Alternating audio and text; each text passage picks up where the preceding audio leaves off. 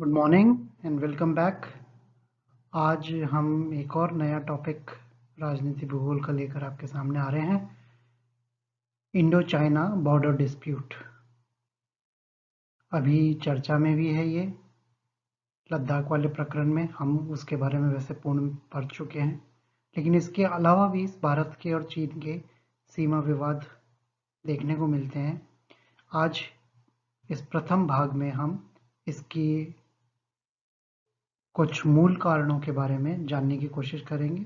फिर दूसरा भाग भी इसके बारे में हम पढ़ेंगे, जिसमें इसकी जो 3 प्रमुख सेक्टर हैं जिसमें विवाद है, वो क्या है कारण उसका, वो सब हम दूसरे भाग में जानेंगे।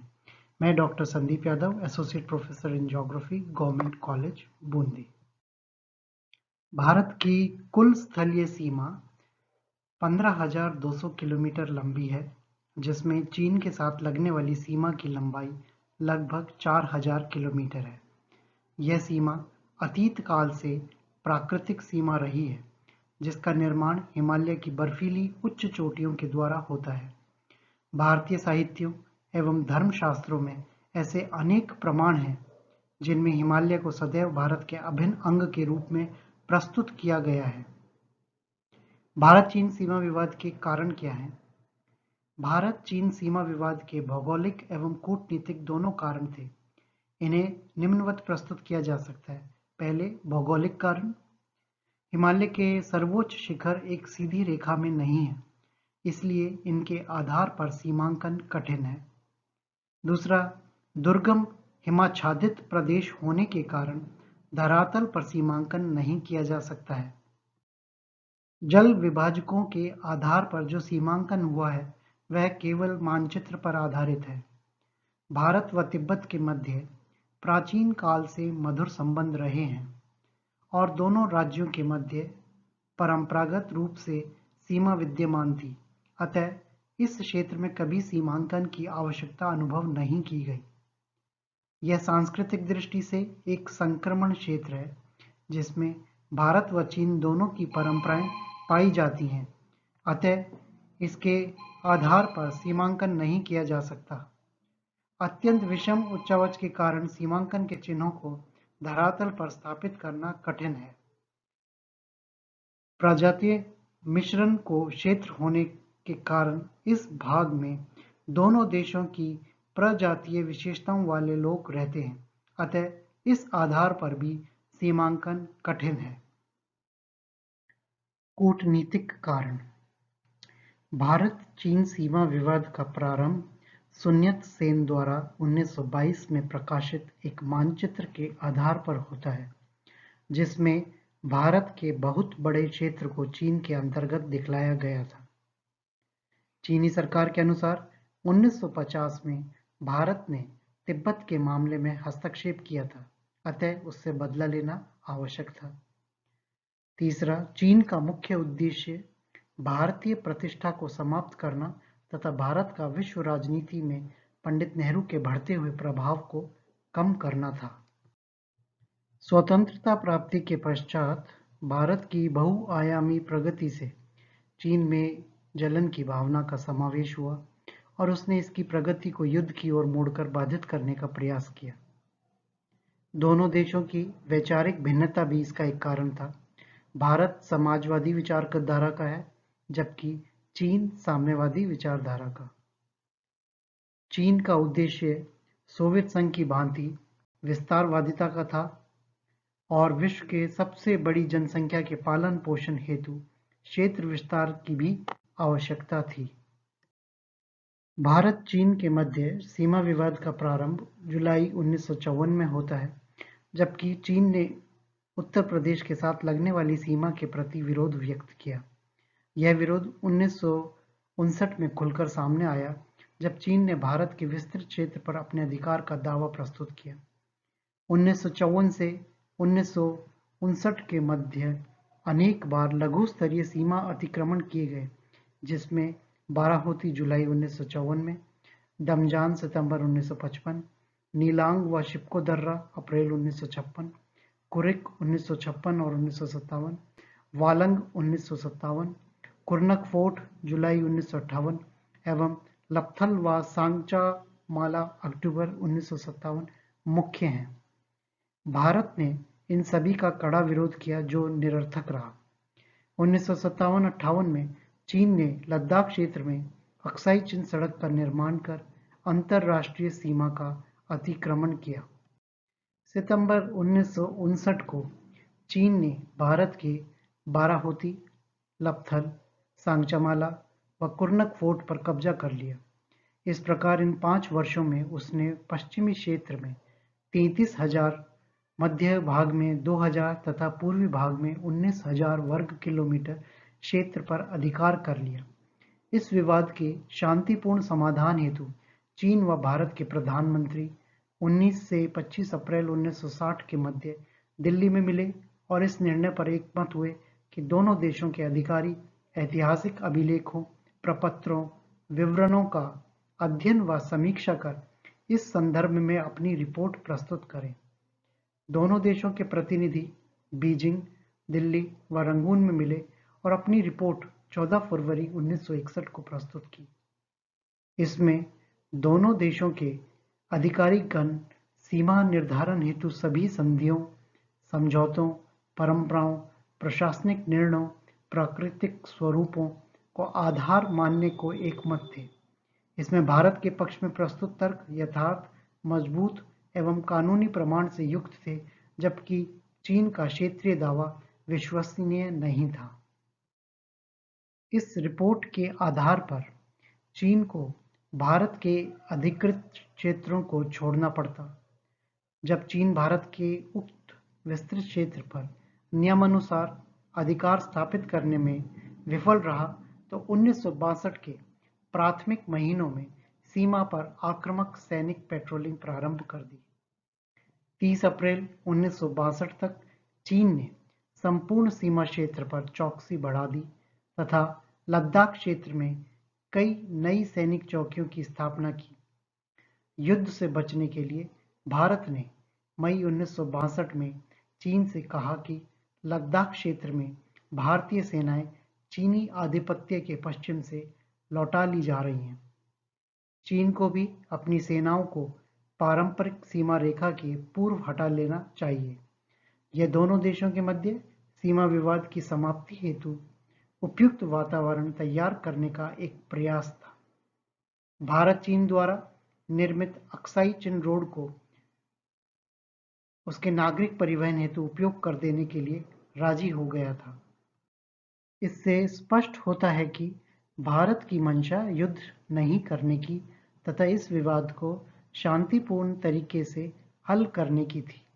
लेकिन इन इच्छाओं के विपरीत चीन ने 20 अक्टूबर 1962 को पूर्ण शक्ति एवं गहनता से संपूर्ण सीमा क्षेत्र पर भारी आक्रमण कर दिया। यह आक्रमण इतने बड़े पैमाने पर था जिसे सोचा भी नहीं जा सकता था। भारतीय सेनाओं ने इसका मुकाबला किया, लेकिन पूर्ण तैयारी के अभाव में असफल रहे। लद्दाख व नेफा क्षेत्र नॉर्थ ईस्ट फ्रंटियर एजेंसी में चीन को हमलों में काफ़ी सुविधा थी, क्योंकि तिब्बत की ओर से हिमालय का ढाल अति मंद है, जिससे वहां की सेनाओं को सीमा अतिक्रमण में परेशानी नहीं हुई। चीन ने युद्ध में टैंकों का भी प्रयोग किया, जबकि भारत में युद्ध सामग्री चौकियों तक पहुंचाना ही कठिन था। पूर्वी भाग में चीनी सेनाओं ने भारतीय सेना को 128 किलोमीटर दक्षिण तक पीछे खदेड़ दिया तथा सेला व बोमडिला आदि क्षेत्रों पर कब्जा कर लिया। इसी प्रकार लद्दाख क्षेत्र में 40 भारतीय चौकियों पर चीन ने अधिकार कर लिया। पश्चिमी, मध्यवर्ती एवं पूर्वी भाग में विस्तृत क्षेत्र पर अधिकार कर 24 अक्टूबर को चीन ने एक तरफा युद्ध विराम की घोषणा कर निम्न प्रस्ताव पारित किए। पहला, पश्चिमी, मध्य और पूर्वी क्षेत्रों में चीनी सेनाएं 1 दिसंबर 1962 से वास्तविक नियंत्रण रेखा से 20 किलोमीटर पीछे हट जाएंगी। दूसरा, इस क्षेत्र में केवल असैनिक चौकियों की स्थापना होगी। तीसरा, इन चौकियों की स्थिति की सूचना भारत सरकार को उसके दूतावास द्वारा दी जाएगी। अतः भारत चीन सीमा विवाद केवल राजनीतिक विवाद न होकर भौगोलिक विवाद भी रहा है।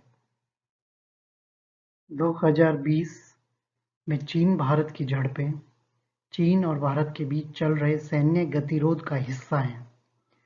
5 मई 2020 के बाद में चीनी और भारतीय सैनिकों ने लद्दाख में विवादित पंगोंग झील और तिब्बत स्वायत्त क्षेत्र सहित 3 भारतीय सीमा के साथ स्थानों पर सिक्किम और तिब्बत स्वायत्त क्षेत्र के बीच सीमा के पास आक्रामक हाथापाई, आमने सामने और झड़पों में लगे हुए थे। वास्तविक नियंत्रण रेखा के साथ पूर्वी लद्दाख में स्थानों पर भी अतिरिक्त झड़पें हुई। मई के अंत में चीनी सेनाओं ने गलवान नदी घाटी में भारतीय सड़क निर्माण पर आपत्ति जताई थी। भारतीय सूत्रों के अनुसार 15-16 जून 2020 को हाथापाई की लड़ाई में 20 भारतीय सैनिकों, जिसमें एक अधिकारी भी शामिल था, की मौत हुई और 43 चीनी सैनिकों, जिसमें भी एक अधिकारी की मौत सहित हताहत हुए। मीडिया रिपोर्टों में कहा गया है कि सैनिकों को दोनों पक्षों पर बंदी बना लिया गया और आने वाले कुछ दिनों में रिहा कर दिया गया। भारत की ओर से 10 सैनिकों को बंदी बनाए जाने की सूचना मिली थी, जबकि चीन के नंबर अपुष्ट बने हुए हैं। बाद में चीनी विदेश मंत्रालय और भारतीय सेना ने भारतीय सैनिकों की किसी भी नजरबंदी से इनकार कर दिया।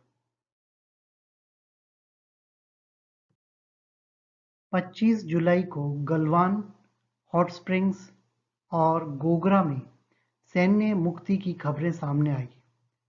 30 जुलाई तक पांगोंग, गोगरा सैन्य मुक्ति से अधूरे रह गए थे।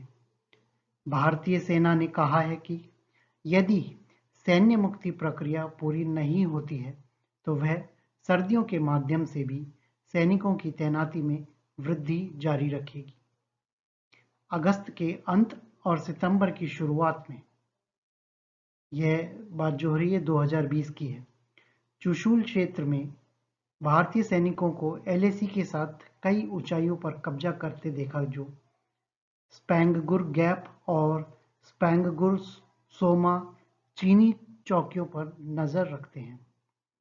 7 सितंबर को 45 साल में पहली बार एलएसी के पास गोलियां दागी गई, जिसमें दोनों पक्षों ने गोलीबारी के लिए एक दूसरे को दोषी ठहराया। भारतीय मीडिया ने यह भी बताया कि भारतीय सैनिकों ने 30 अगस्त को पीएलए पर चेतावनी शॉट दागे। अभी दिसंबर माह में ही 13 दिसंबर की जो रक्षा मंत्रालय की ओर से खबर है, उसमें भारतीय सेना के जो जवान पेंगोंग झील किनारे गलवान घाटी के पास बसेरा करके भारत की जो रक्षा कर रहे हैं, उनको 15 दिन का असला बारूद युद्ध के लिए तैयार रखने को कहा गया है। चूंकि यह क्षेत्र अभी भी पूरी तरह से सैन्य मुक्त नहीं हुआ है, चीन के कितने ही आश्वासन के बाद भी चीनी सेना पीछे हटने का नाम नहीं ले रही। इसलिए भारत को आशंका है कि जरा सी चूक हुई तो चीनी सेना फिर आक्रमणकारी नीति अपनाते हुए भारत के क्षेत्र पर कब्जा कर लेगी। इसलिए भारत की ओर से इसमें शीतकाल में भी सेना को विशेष अमेरिकी जो गर्म कपड़े मंगाए गए हैं, जिससे वो वहाँ पर सेना पे आराम से डटे रहें और अपनी देश की सीमाओं की सुरक्षा कर सकें। तो आज हमने जाना कि भारत चीन सीमा विवाद के प्रमुख कारण क्या थे, भौगोलिक और कूटनीतिक। ये दोनों ही कारक उस समय की जो परिस्थितियां थी उसमें काफ़ी प्रासंगिक थे। लेकिन भारतीय उप प्रायद्वीप में भारत का बढ़ता दबदबा, हिंद महासागर में भारत का शक्ति के रूप में उभरना और भारत का विज्ञान के रूप में, जिसमें अंतरिक्ष विज्ञान में भारत की ऊंची उड़ान को देखते हुए चीन भारत को किसी न किसी तरीके से आर्थिक रूप से नुकसान पहुंचाने की हर कोशिश में तत्पर है और भारतीय सेना भी अपनी जो सीमाएं हैं उनकी सुरक्षा पूरी तरह से करने में पूरी चाक चौबंद है। देश की आज़ादी के बाद जब पहली बार चीन के साथ युद्ध हुआ था, उस समय की परिस्थितियों में आज में बहुत अंतर है। उस समय देश आज़ाद ही हुआ था और भारतीय सेना के पास अच्छे किस्म के गर्म कपड़े, बर्फीले एरिया में जाने के लिए साधन भी उपलब्ध नहीं थे। मैंने अभी इसमें बात की कि चीन ने अपनी तरफ से टैंकों का भी इस्तेमाल किया, लेकिन भारतीय साइड जो थी वहाँ पर तो सड़क संचार जो था वही पूरी तरह से विकसित नहीं था, इसलिए भारत को शिकस्त खानी पड़ी। लेकिन आज की परिस्थितियों में सीमा सुरक्षा बल, ITBP, border road security organisation, इन सब के चलते भारत ने अपनी सीमाओं की सुरक्षा और मजबूती से की है। तो अब आज के इस भाग में हमने इतना ही। अगला जो भारत सीमा विवाद का जो भाग है उसमें जो ये मुख्य 3 सेक्टर हैं भारत के, जहां पर चीन अपना दावा कभी अपनाने की बात करता है तो कभी उस पर से दावा खारिज करता है, उस सब के बारे में कि उसकी क्या भूमिका थी, वो किस तरीके से विवाद उपजा है, उस संबंध में हम अपने अगले व्याख्यान में बात करेंगे। आज के लिए इतना ही। धन्यवाद।